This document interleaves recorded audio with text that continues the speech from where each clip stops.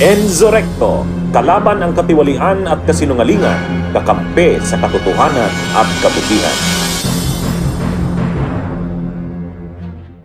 Can you describe what happened earlier? When did the president learn about the rally in EDSA? How did he learn about it? What was his reaction? Was he also surprised? Yung rally kaninang madaling araw ay nabigyan naman agad ng impormasyon ang Pangulo. At ang Pangulo naman ay nirerespeto ang karapatan ng bawat tao. Ang freedom of expression, ang freedom of assembly, at pero hindi kinikilala ng Pangulo ang mga pang-aabuso na may kaakibat dito.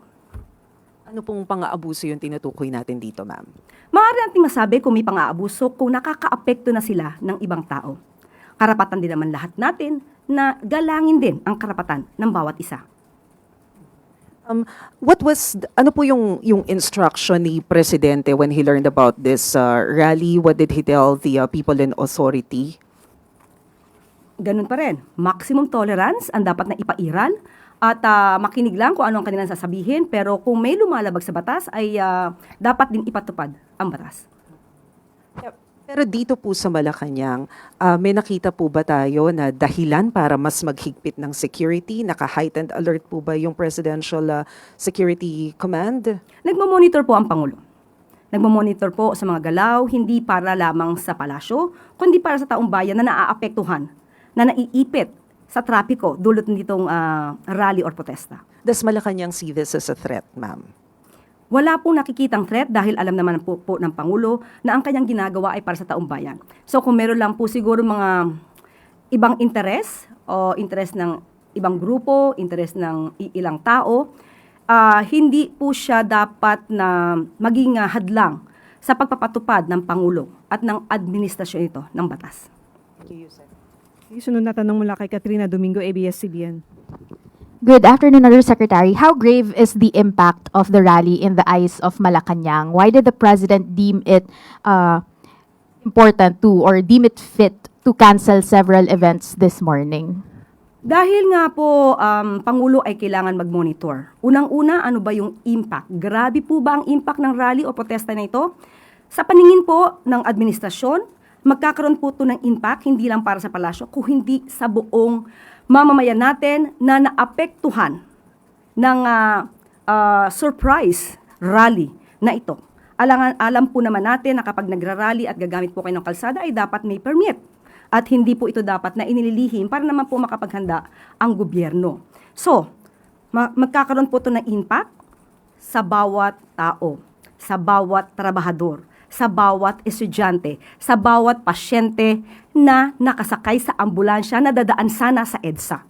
Lahat ng ito, pati tayo rito, ay maaapektuhan. Maaapektuhan tayo dahil sa ipinaglalaban ba nila ang isang karapatan? Karapatan ba ni Senator Marcoleta?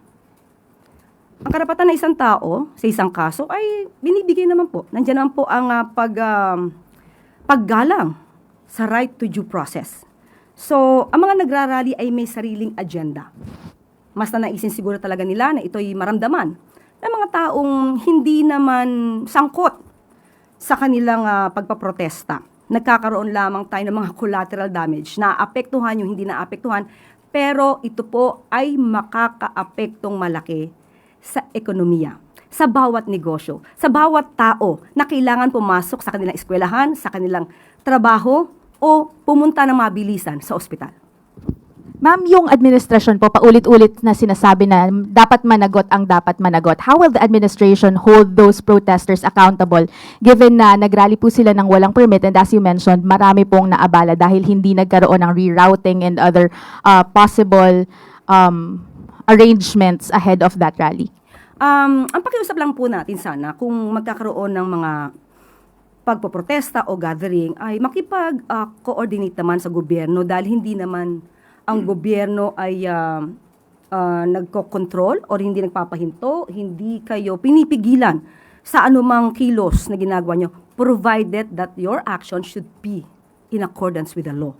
So kung meron po tayo makikita ngayon na violation ng anumang batas, ito po ay iimbestigahan at kung kailangan na managot at kitang-kita naman siguro kung meron paglabag sa batas, ay kailangan din po managot. Will the administration cower before these protesters who are calling for transparency ahead of the reported arrest of INC member and Senator Rodante Marcoleta? Hindi po natin po kasi alam kung ano ba yung purpose ngayon ng protesta. Although nadinig natin ang kanilang panawagan na ito ay patungkol sa, nakakuha po tayo ng kanilang statement. Pagpapatupad ng batas, transparency, may selective justice. So, doon muna tayo sa pagpapatupad ng batas. Kung tayo po ay humihiling na ipatupad natin ang batas, hindi po ba dapat tayo din ay tumutupad sa batas? Tayo din ay sumusunod sa batas. So, paano po ba natin maisisigaw na dapat kayong tumupad sa batas kung tayo mismo nagrarally ay hindi tumutupad sa batas? Sunod na tanong mula kay Tristan Nadalo, Newswatch Plus. INC ka rin. Okay. Yusek, follow-up lang din po muna po doon sa rally, no? Well, sabi nyo nga po nire-respect yung karapatan nilang magprotesta, but is there a directive from the President na kung hindi pa rin po sila aalis over a given time, kailangan na silang i-disperse? Because there are also reports or information that we're getting na pwede pong tumagal ng 1 linggo yung ganitong klaseng mga aktibidad. How prepared is the government or Malacanang to deal with such activities? Ang gobyerno naman po ay laging handa.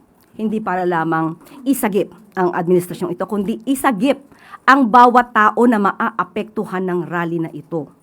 Mas marami po ngayon ang naapektuhan dahil sa biglaan nilang pagdagsa sa EDSA. Just try to imagine, yan po ang daluyan ng trapiko. Marami pong dumadaan dyan. May mga tao na, kumbaga, emergency ang dahilan kung ba't dumadaan dyan. Pero naapektuhan dahil dito sa rally na ito na ang isa nga sa nadinig natin ay tutol sila sa pag-iimbestiga kaugnay sa kasong di umanong sangkot si Senator Marcoleta.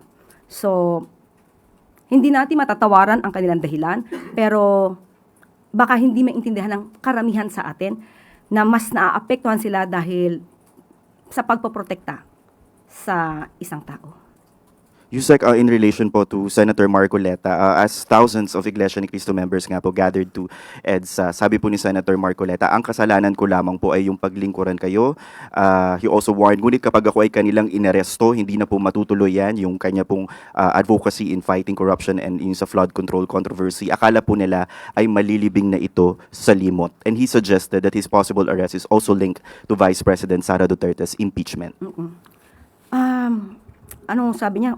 Una ay hindi na matutuloy ang kanyang pag-iimbestiga. Ano yung unang Opo, statement? kung siya daw po ay maaresto, hindi na daw po matutuloy yung kanilang investigasyon sa flood control. Yung naunang statement niya. Ang kasalanan ko lamang ay ang paglingkuran kayo, kung kasalanan matatawag yan na humarap sa kanila ang buong tapang para malaman nyo ang totoo. Yung pangyayaring ito ay patungkol sa 75 million pesos na dinonate sa kanya. Ang kaso na sa ngayon ay kinakaharap niya ay galing sa kanya mismo ang admissions. Ang pagsabi at sabi niya naging truthful siya, umamin siyang tumanggap siya ng 75 million pesos mula sa 3 donors. So doon lamang po iikot yung kaso. At sinasabi nila na plunder yung case. Totoo, sinasabi niya na hindi naman pondo ng gobyerno ang di umanong kanyang kinuha. Pero sa plunder law natin, gusto ko lang ipaliwanag din sa taong bayan na sa kasong plunder, nandyan po yung binabanggit na ill-gotten wealth. At ang nakapaloob sa ill-gotten wealth ay by receiving directly or indirectly any commission, gift, share, percentage, kickbacks, or any other form of pecuniary benefit from any person and or entity in connection with any government contract or project or by reason of the office or position of the public officer concerned. Inamin po niya na tumanggap siya ng 75 million pesos habang siya ay congressman. So doon lamang po umiikot ang kaso. At siya naman po, ang sabi niya ay naniniwala siya sa justice system natin. Dahil tumututol sila noon sa pag-surrender sa ating dating Pangulong Duterte sa ICC. So pinanindigan nila na ang justice system naman natin ay umiiral. So, bakit hindi natin paganahin ang justice system natin at hayaan natin ang proseso? Kung ito naman po ay kanyang madedepensahan ng maayos dahil sa kanyang mga ebidensya, mas maganda po na ang hustisya ang siyang humatol, hindi sa pamamagitan ng pagrarally na naaapektuhan ang iba nating kababayan na hindi naman sangkot sa kaso na kanyang kinakaharap.